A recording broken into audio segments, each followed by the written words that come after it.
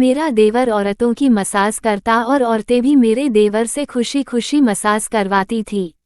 मेरा भी मन करता कि कोई मेरी भी मसाज करे, मगर शर्म के मारे लाल हो जाती और मैं देवर को कह नहीं पाती। लेकिन एक रात बहुत थक गई थी तो मैंने देवर से कहा कि लाइट बंद कर दो और मेरी मसाज कर दो। देवर ने तो मेरे होश उड़ दिए। मैं रोज सुबह जल्दी उठती थी, ऐसा नहीं था कि मैं घर का काम करने से कतराती थी, मगर मैं इस कदर कामकाज भरी जिंदगी से थकान महसूस करने लगी थी। मैं अब थोड़ा वक्त आराम करना चाहती थी।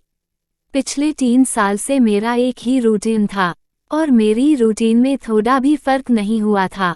सुबह जल्दी उठकर नाश्ता बनाना, उसके बाद सारे काम निपटाकर अपने पति के साथ खेतों में चली जाना, फिर शाम के वक्त वापस आती और आकर खाना बनाती और घर के सारे काम करती थी। घर में मेरे अलावा दूसरी औरत नहीं थी। घर की सारी जिम्मेदारियां मुझ पर थी। इसके साथ साथ खेतों में जाना, वहां पर कामकाज करना मेरा ही काम था। इस सब से मैं बहुत ही ज्यादा थक चुकी थी।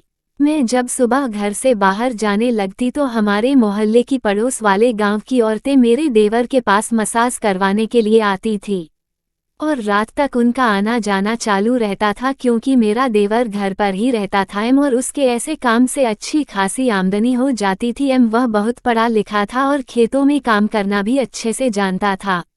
यही वजह थी कि मुझे अपने पति की मदद करवाने के लिए खेतों में जाना पड़ता था। हमारे गांव का यह रीति रिवाज था कि सभी औरतें अपने पति के साथ मिलकर ही काम करवाया करती थी और उनका हाथ बटाया करती थी। पति का हाथ बटाने के चक्कर में मैं खुद थकान से चूर चूर हो रही थी और मेरा भी थकान से बहुत बुरा हाल हो जाता था। मेरा भी कभी मन करता था कि मैं भी अपने देवर से मालिश करवा लूं, मगर हमेशा शर्म के मारे लाल हो जाती और चुप हो जाती। मेरा देवर बहुत अच्छी आदत का इंसान था। वह किसी से भी ज्यादा फालतू की बातें नहीं करता था और मेरे ससुराल में भी यही रिवाज था, देवरा से ज्यादा बात करने की हमें इजाजत नहीं थी। मेरे पति ने मुझे पहले दिन ही बता दिया था कि हमारे यहाँ औरतों को मर्दों के साथ ज्यादा बातचीत करना पसंद नहीं किया जाता है। मैं खुद ही कम बोलती थी और जब जरूरत पड़ती उस वक्त ही बात किया करती थी और तीनों वक्त में उसके कमरे में खामोशी से खाना रख कर आती थी। कभी कभी उसका मूड होता तो हम दोनों पति पत्नी के साथ खाना खाता, ज्यादातर वह अपने कमरे में ही वक्त गुजारता था। अपने कमरे के साथ ही उसने एक और कमरा बनाया हुआ था जहां वह अपना काम धंधा करता था। मुझे अपने देवर की समझ नहीं आती थी। वैसे तो वह बहुत ही खामोश और शर्मीला स्वभाव का था, मगर मैं अक्सर उसके बारे में सोचती रहती कि फिर यह ऐसा काम कैसे कर लेता है। औरतों को मसाज देने में उसे शर्म नहीं आती। मुझे तो इस बात को सोचकर ही शर्म आने लगती थी। जब मैंने अपने पति से यह बात की तो वह मुस्कुराते हुए कहने लगे, यह तो उसका रोज का काम है और रोजगार भी उसी से ही चलता है। अगर वह अपने काम पर शर्माए तो खाएगा कहाँ से। पति की बात सुनकर मैं थोड़ी खामोश हो गई थी। कभी कभी जब मैं काम से बहुत थक जाती तो मेरा भी दिल करता कि मेरा भी जिस्म कोई दबा दे कि मरी दिन भर की थकावट दूर हो सके, मगर मैं अपनी ख्वाहिश का किसी से इजहार नहीं कर सकती थी। मेरी शादी को 3 साल हो गए थे। मेरी सास का जब देहांत हुआ उसके बाद फिर घर की सारी जिम्मेदारियां मेरे ही कंधों पर आ गई थी। सासू माँ के रहते मैंने एक पल भी चैन की सांस नहीं ली थी। 3 साल मैंने जैसे कांटों पर बसर किए थे, वह पल पल मुझ पर नजर रखती थी। उनका ध्यान हर चीज पर होता था। मैं क्या कर रही, कहाँ जा रही हूँ, मैं उस माहौल से बहुत ही ज्यादा तंग आ चुकी थी। मेरी शादी के 1 साल बाद उन्होंने मुझे बच्चा ना होने के ताने देना शुरू कर दिया। मैं उस बात पर बहुत ही रोती रहती और गिड़गिड़ाती थी और भगवान से प्रार्थना करती थी मेरी जल्दी से जल्दी गोद भर दे ताकि मुझे अपनी सांस के ताने से छुट्टी मिल सके। मगर शायद मेरी किस्मत में अभी आजमाइश लिखी थी। मैं अभी तक औलाद से महरूम थी। फिर एकदम से मेरी सास बीमार रहने लगी थी। कई डॉक्टर से उनका इलाज करवाने की कोशिश की, मगर उनकी बीमारी किसी को भी समझ नहीं आ रही थी। उनके दोनों बेटे उनसे बहुत ज्यादा प्यार करते थे। मेरे ससुर बहुत साल पहले ही गुजर गए थे और मेरी सास ने उन दोनों को माँ बाप बनाकर अकेले ही पाला पोसा था। वह बहुत गुस्से मिजाज वाली औरत थी। उन्होंने अपनी सारी जिंदगी बहुत शराफत से गुजार दी थी। उनके माँ बाप ने उन्हें दूसरी शादी करने का बहुत जोर दिया था, मगर अपने बच्चों की वजह से उन्होंने शादी करने से इनकार कर दिया था। उन्होंने अपनी सारी जिंदगी अपने दोनों बेटों के लिए न्योछावर कर दी। शायद यही वजह थी कि उनके दोनों बेटे भी उनका बहुत अच्छे से ख्याल रखते थे और माँ की हर बात उनके लिए हुक्म का पालन करना होता था। जब मेरी सास बीमार हुई तो उनके दोनों बेटे उनकी चारपाई के साथ लगकर बैठे रहते थे और तमाम पूंजी अपनी माँ के इलाज में खर्च कर दिए, यह सोचकर कि शायद उनकी माँ बच जाएगी, मगर वह जिंदगी ही इतनी लेकर उतरी थी कि चंद महीने बाद ही वह विदा हो चुकी थी। उसके बाद जहाँ मैंने चैन की सांस ली, वहीं पर घर की सारी जिम्मेदारियां मुझ पर आ चुकी थी। घर के काम के साथ साथ मुझे अपने पति के साथ खेतों में जाकर भी काम करना पड़ता था। मेरी सास की बीमारी के दौरान मेरे पति और देवर पर बहुत कर्ज हो चुका था, जिसकी वजह से हमारे हालात काफ़ी बदतर हो चुके थे और कर्ज उतारने के लिए ही हम तीनों अपनी अपनी जगह पर बहुत ज़्यादा मेहनत कर रहे थे ताकि जल्दी से जल्दी इस कर्ज से छुटकारा मिल सके। अब जब मैं कामकाज करने के बाद अपने पति के साथ खेतों में जाने लगी, तब हमारे घर में औरतों का आने का सिलसिला शुरू हो जाता था। हर उम्र की औरतें और लड़कियां मेरे देवर के पास आती। मैंने आज तक कभी किसी से अपने देवर के बारे में कोई गलत बात नहीं सुनी थी। सभी लोग ही उसके शराफत के बारे में चर्चा करते थे, मगर एक दिन अचानक बहुत अजीब बात हुई। उस दिन में दोपहर का खाना बनाने के लिए जब घर में आई तो मैंने अपने मोहल्ले की एक लड़की सोनम को देवर के कमरे में रोते हुए जाते देखा। मैं यह देखकर चौंक गई कि शादी के 3 साल में ऐसा पहली बार हुआ था। मेरे देवर की शराफत का सारा जमाना गवाही देता था और वह एक अच्छा लड़का था, जिसकी वजह से आज तक किसी को कोई तकलीफ नहीं पहुंची थी। तो फिर वह लड़की इस तरह से रोते हुए वहां से क्यों गई थी? मैं यह देखकर परेशान हो गई और कुछ सोचने पर मजबूर हो गई। उसके बाद घर की जिम्मेदारियां में लगकर मैं इस बात को जैसे ही भूल गई थी। कुछ दिन बाद जब मैं खेतों से वापस घर आ रही थी तो वह लड़की सोनम अपने दरवाजे पर खड़ी थी।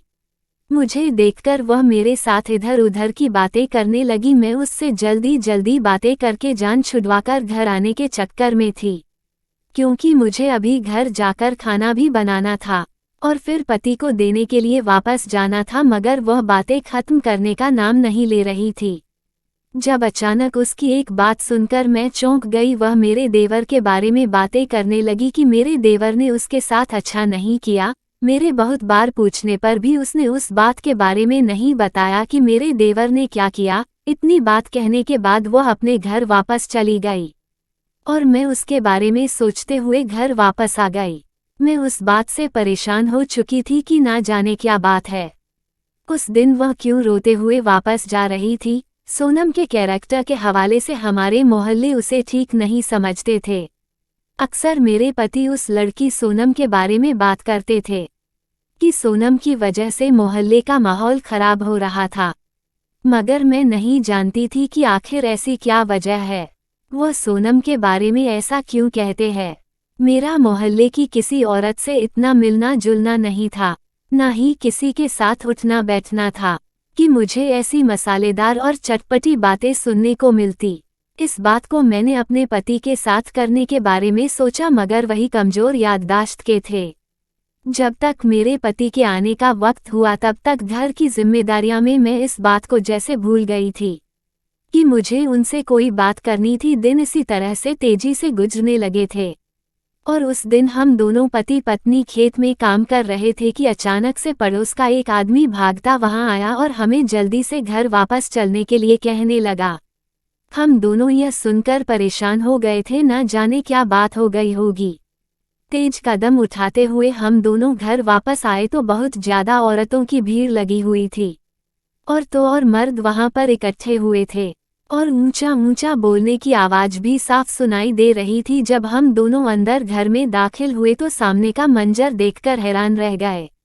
सामने ही मेरा देवर मेरे मुंह की तरफ सर झुकाए खड़ा हुआ था और उसके चेहरे और हालात से लग रहा था जैसे ही उसकी किसी के साथ बहस हुई हो। वहां पर मौजूद पड़ोस की औरतों की बातों से मालूम हुआ कि मेरे देवर ने सोनम से कुछ कह दिया। इसलिए सोनम सर झुकाकर खड़ी थी और वह हिचकियां लेकर रो रही थी। उसकी हालत देखकर मैंने अपना दिल थाम लिया। एक नज़र जब मैंने देवर की तरफ देखा, वह शर्म से जैसे जमीन में गड़ा जा रहा था। उसकी शक्ल से ही छलक रहा था। सोनम के माँ बाप का कहना था कि मेरे देवर को सोनम के साथ शादी करनी होगी, मगर मेरे पति यह बात सुनते ही चौंक गए और गुस्से से चिल्लाने लगे कि यह सब झूठ है, मेरा भाई ऐसा नहीं कर सकता। इस पड़ोस के बाकी लोग भी मेरे देवर की शराफत की गवाही देने लगे। सोनम की असलियत किसी से भी छुपी नहीं थी। फिर मोहल्ले के बड़े लोगों ने बीच में बैठकर इस मामले को रफा दफा किया। इसके बाद यह जरूर हुआ कि मेरे देवर की शराफत पर जैसे धब्बा लग गया था और सबने उसके पास आना जाना छोड़ दिया था। मेरा देवर सारा दिन अपने कमरे में बंद रहता, बिल्कुल खोया खोया। वह पहले से ही बहुत कम बोलता था, मगर अब तो जैसे बात करना ही भूल गया था। उसके हालात देखकर मुझे उसे पर बहुत तरस आता था। मेरा दिल भी यही मानने को इनकार कर रहा था कि मेरा देवर कैसे ऐसा काम कर सकता है। मेरे पति ने बहुत कोशिश की कि वह उसके साथ खेतों में जाकर काम करे, मगर देवर सुनते ही साफ इनकार कर देते। और फिर मेरे पति के दोस्त की वजह से उसके लिए शहर में नौकरी का बंदोबस्त हो गया था और वह शहर में ही एक कमरा किराए से लेकर रहने लगा। अब हम दोनों पति पत्नी घर पर अकेले रह गए थे। अक्सर मुझे अपने देवर की कमी महसूस होती थी। मेरे पति भी उसके लिए उदास रहने लगे थे। मैं अक्सर यह बात सोचती थी कि कोई लड़की कितनी ही घटिया किस्म की हुई क्यों ना हो, वैसे अपना तमाशा नहीं बना सकती। दूसरी तरफ मुझे अपने देवर पर भी भरोसा और पूरा यकीन था। मैंने उन 2 सालों में उसमें कोई भी खराबी नहीं देखी थी। मैं यह समझने से अनजान थी कि आखिर यह सब क्या था। दिन इसी कश्मकश में गुजर रहे थे जब मुझे एक दिन खुशखबरी मिली, जिनको सुनने के लिए मेरे 2 साल से कान तरस रहे थे। मैं बहुत ही ज्यादा खुश रहने लगी थी। मेरे पति ने मुझे खेतों का काम छुड़वा दिया था और उन्होंने अपने साथ काम करने के लिए एक नौकर रख लिया था। वह मुझे ज्यादा से ज्यादा आराम करने को कहा करते थे। मेरी तरह वो भी अपनी औलाद के लिए बहुत खुश थे। हम दोनों ने इस खुशी के लिए इतने साल से इंतजार किया था। कुछ ही दिनों बाद मेरा देवर छुट्टी लेकर गांव पर वापस आया और मुझसे मिलने के बाद रोज के मुताबिक अपने कमरे में जाकर आराम करने लगा। अब मेरे पति देर रात तक खेतों में काम करते रहते ताकि उन्हें ज्यादा से ज्यादा मुनाफा हासिल हो।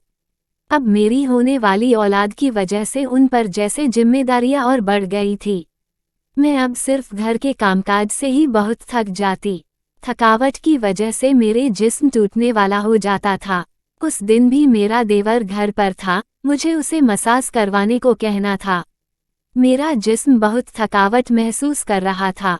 फिर मैं अपने देवर के कमरे में चली गई। मेरी बहुत बुरी हालत थी। मेरे पति अभी तक खेतों से वापस नहीं आए थे। मेरा देवर मुझे देखकर चौंक गया। मैंने कुछ देर तो सोचा कि उसे कैसे बताऊं, मगर फिर शर्म को एक जगह रखा और देवर से कहा कि लाइट बंद करके अगर थोड़ी देर मेरी मसाज कर दो। तो अगली पल मेरे लिए हैरानी का पल बन चुका था। जैसे ही सोहम अपनी जगह से उठा, उसके चेहरे पर डर के अंदाज होने लगे थे। नहीं भाभी प्लीज, मेरे पास एक मेरे भाई का ही रिश्ता रह गया है। मैं उस रिश्ते को खराब नहीं करना चाहता। आप प्लीज यहाँ से चली जाए। अपने देवर की बातें सुनकर मैं जैसे हैरत में पड़ गई थी। शर्मिंदगी से मुझे कदम उठाना भी मुश्किल हो रहा था। मेरा देवर ना जाने मुझे क्या समझ रहा था। मैं अपने कमरे में वापस आ गई और यह सोचने लगी कि मेरे देवर ने मुझे गलत क्यों समझा। मैं तो उसे सिर्फ मसाज के बारे में ही कह रही थी और अगले दिन सुबह ही वापस चला गया था। फिर कुछ दिन बाद मुझे और पूरे मोहल्ले को ऐसी खबर सुनने को मिली जिससे हम सबके होश उड़ा दिए। उस दिन सोनम ने सबके सामने रोते हुए इस बात का इकरार कर दिया कि उसने मेरे देवर पर इल्जाम लगाया था। वह दरअसल सोहम के साथ शादी करना चाहती थी और उससे प्यार बहुत करती थी, मगर मेरा देवर तो एक शरीफ इंसान। उसने जब सोनम को इस बात से मना कर दिया था, उसे समझाने की कोशिश की, तो सोनम ने उल्टा उस पर ही इल्जाम लगा दिया कि मजबूर होकर उसके साथ शादी कर ले। इस बात में ज्यादा सोनम का ही नुकसान हुआ था। उसके लिए शादी के आ रहे रिश्ते भी आना बंद हो गए थे। अब एक बहुत ही बड़े उम्र का आदमी का उसके लिए रिश्ता आया था और कुछ दिनों में ही उसने शादी होकर यहाँ से चले जाना था। पूरे मोहल्ले के लोगों के दिल में जो मेरे देवर के लिए कांटा चुभ गया था वह जैसे कहीं निकल गया था। और अब मेरा देवर भी जैसे सबकी नज़रों में सही हो गया था, मगर मैं यह बात सोचकर परेशान हो रही थी। न जाने उस दिन मेरे देवर ने मुझे ऐसा क्यों कहा और उसने मुझे गलत क्यों समझा। यह सोच सोच के मैं जैसे पागल हो गई थी कि फिर दोबारा 1 महीने की छुट्टी पर जब मेरा देवर घर वापस आया तो मुझसे नज़रें चुराने लगा था।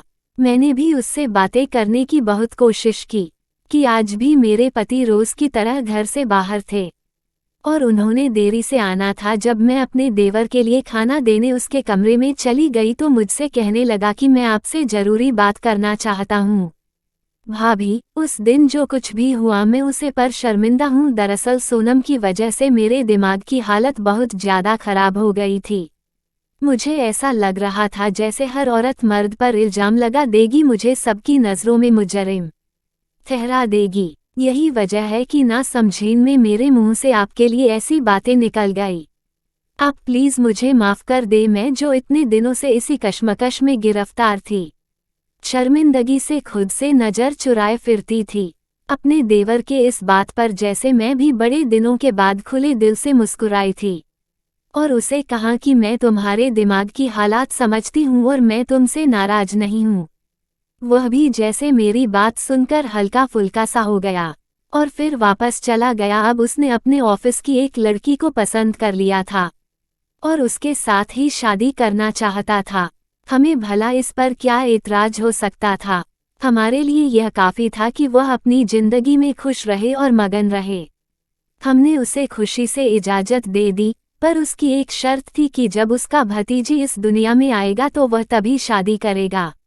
और फिर जब ऊपर वाले ने मुझे एक बेटी दे दी तो फिर हमने कुछ दिन बाद में ही देवर की शादी की तारीख पक्की कर दी थी और धूमधाम से उसकी शादी कर दी गई। अब मेरा देवर अपनी पत्नी के साथ बहुत खुश है। दोस्तों, कहानी आपको अगर पसंद आई हो तो वीडियो को लाइक और शेयर जरूर करें और हमारे चैनल पर नए हो तो सब्सक्राइब करना बिल्कुल भी ना भूले। फिर मिलेंगे एक नई कहानी में। धन्यवाद।